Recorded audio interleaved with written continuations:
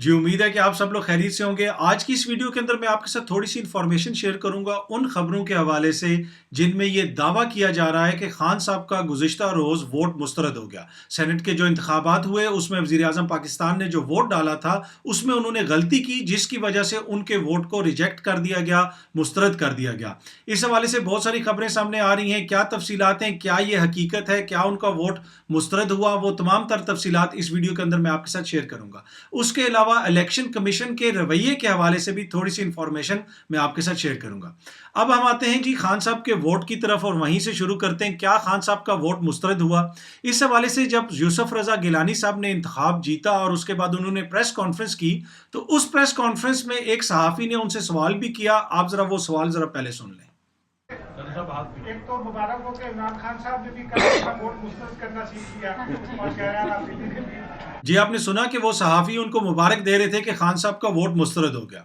इसके अलावा एक वीडियो भी सामने आई जिस वीडियो के अंदर एक सहाफ़ी एक्सप्लेन कर रहे हैं कि खान साहब ने वोट डालने में क्या गलती की और किस तरीके से ये पता चला कि जो वोट मुस्तरद हुआ है वो खान साहब का है।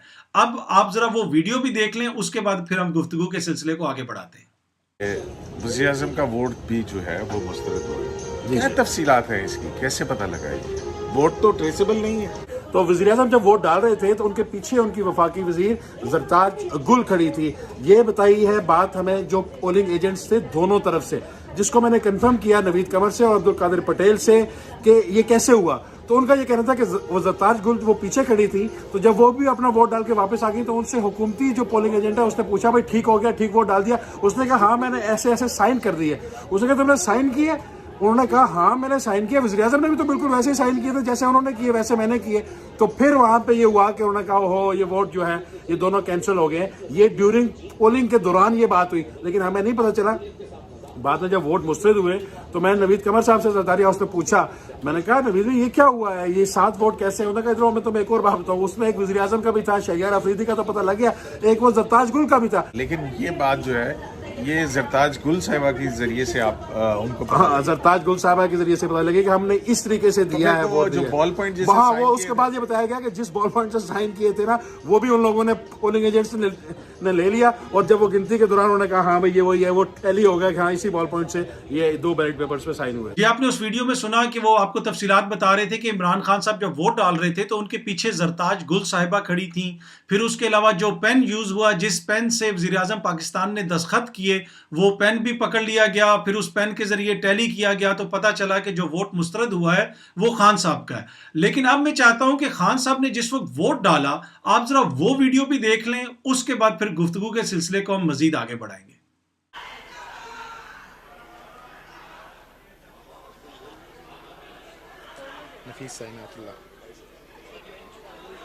पेज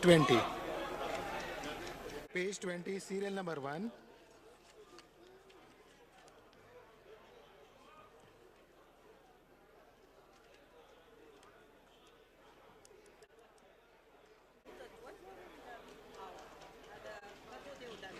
नफीसा खटक।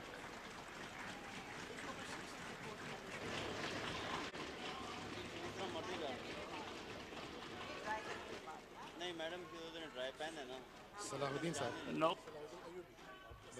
नारे नहीं लगाने जी, नारे नहीं लगाने, मेहरबानी करें। हाजी अब्दुल सलाम, हाजी अब्दुल सलाम वालिद सलाम।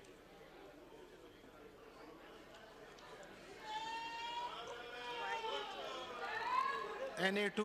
जी आपने देखा कि खान साहब वोट डाल रहे हैं। आपको खान साहब के पीछे कोई नजर आया? जब खान साहब असेंबली के अंदर आए आपको कहीं पे ज़रताज गुल साहिबा नजर आई? जब खान साहब वोट डाल के गए हैं उसके बाद आपको कहीं पे ज़रताज गुल साहिबा नजर आई? कहीं पे आपको कोई वो पेन नजर आया? कहीं पे आपको लगा कि किसी शख्स ने वो पेन अपने पास रख लिया है? और दूसरी बात यह है कि अगर वज़ीर आज़म पाकिस्तान ने अपने सिग्नेचर किए हैं तो वज़ीर आज़म पाकिस्तान के दस्तखत तो हज़ारों डॉक्यूमेंट्स के ऊपर होते हैं, उसके लिए आपको पेन रखने की क्या जरूरत है? कि आप खुद नहीं बता सकते कि ये वज़ीर आज़म पाकिस्तान के दस्तखत हैं?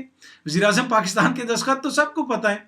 اس سے آپ اندازہ لگا سکتے ہیں کہ ان خبروں میں کتنی صداقت ہے. خان صاحب جب ووٹ ڈال رہے تھے ان کے پیچھے کون کھڑا تھا, وہ کس کس سے مل رہے تھے, وہ کتنی دیر اسمبلی میں رہے, یہ تمام فوٹیج یوٹیوب کے اوپر موجود ہے. یہ تمام فوٹیج ہر جگہ پہ اویلیبل ہے. آپ خود دیکھ سکتے ہیں کہ خان صاحب کس وقت اسمبلی میں آئے, کس وقت اسمبلی سے نکلے, ان کے پیچھے کون تھا, وہ کہاں گئے. تو یہ تمام تر فوٹیج یوٹیوب کے اوپر موجود ہے. آپ لوگ خود بھی گوگل کر کے دیکھ سکتے ہیں اور اب آپ خود اندازہ لگا سکتے ہیں کہ اس خبر میں کتنی صداقت ہے. پھر ان خبروں کو بنیاد بنا کے بہت سارے لوگوں نے تنقید کی کہ یہ وہ شخص ہیں جن کو ووٹ ڈالنے کا نہیں پتا, یہ حکومت کس طرح چلائیں گے, اور اس حوالے سے بڑی بحث چلتی رہی. مختلف سوشل میڈیا کے اوپر بھی لوگ اس حوالے سے بحث کرتے رہے. آپ نے خود دیکھ لیا کہ خان صاحب نے کس طرح ووٹ ڈالا, ان کے پیچھے کون کھڑا تھا. اگر ان کے دستخط کو ٹیلی کرنا تھا تو اس کے لیے کسی بال پوائنٹ کی کیا ضرورت تھی کہ وزیر اعظم کے دستخط کو لوگوں کو نہیں پتا.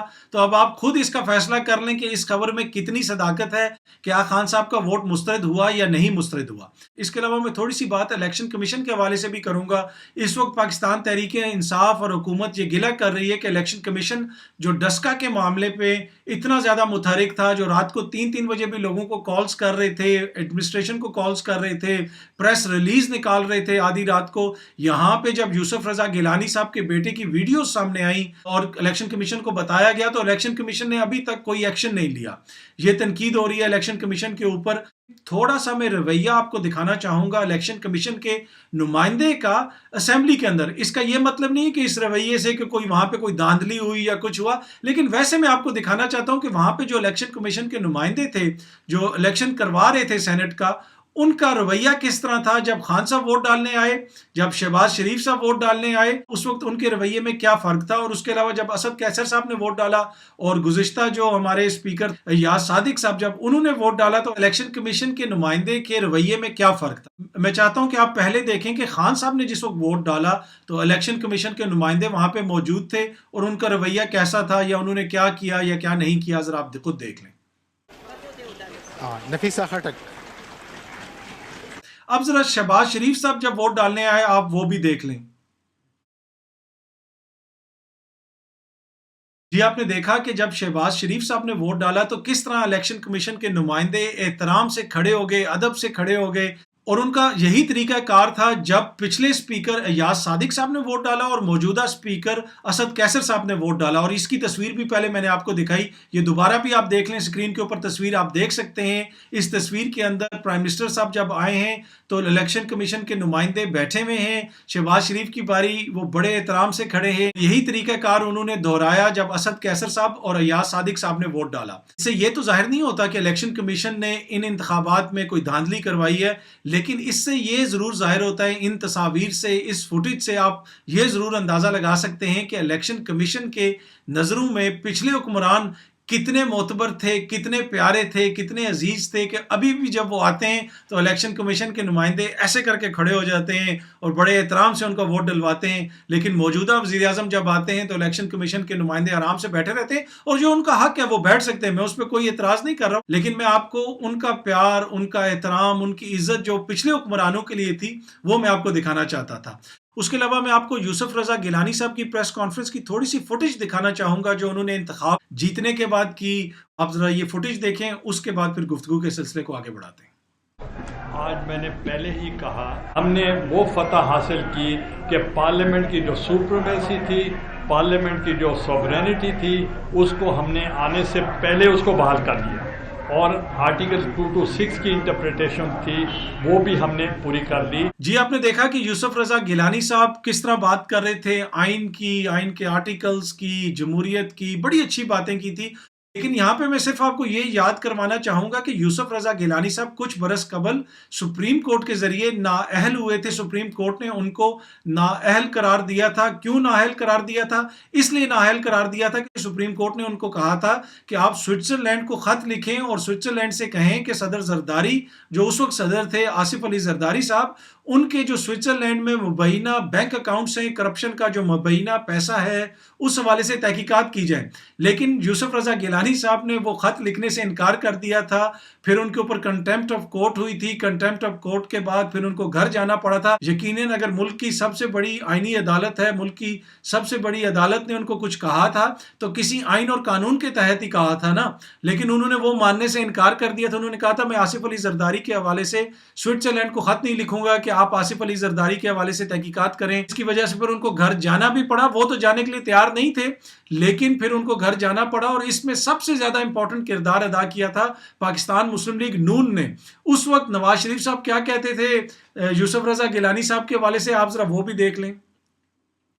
वो इस मुल्क, इस दस्तूर, इस निज़ाम और जमहूरियत पर रहम करें और वज़ीर-ए-आज़म के ओहदे का नाजायज़ कब्ज़ा छोड़ दें।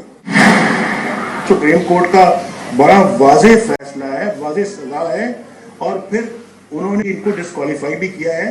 ये तो हाउस के मेंबर ही नहीं रहे, वज़ीर-ए-आज़म कैसे रह सकते? जी, आपने मियां साहब को भी सुना और उससे पहले आपने यूसुफ रजा गिलानी साहब को भी सुना। इनके ऊपर आप जो मर्जी तनकीद कर लें, लेकिन आपने खुद सुना कि इन लोगों को आइन और कानून का कितना ख्याल है, जमहूरियत का कितना रिगार्ड है, आइन का कितना रिगार्ड है। इनकी अपनी जुबानी आपने सुना। तो ये तो बिल्कुल वाज़ेह है कि इनकी जो जंग है वो आइन के लिए है, जमहूरियत के लिए है, अवाम के हकूक़ के लिए है, वोट की इज्जत के लिए है। उम्मीद है कि ये वीडियो आप लोगों को पसंद आई होगी। बहुत जल्दी आप लोगों से दोबारा मुलाकात होगी। अपना बहुत बहुत ख्याल रखिएगा। शुक्रिया।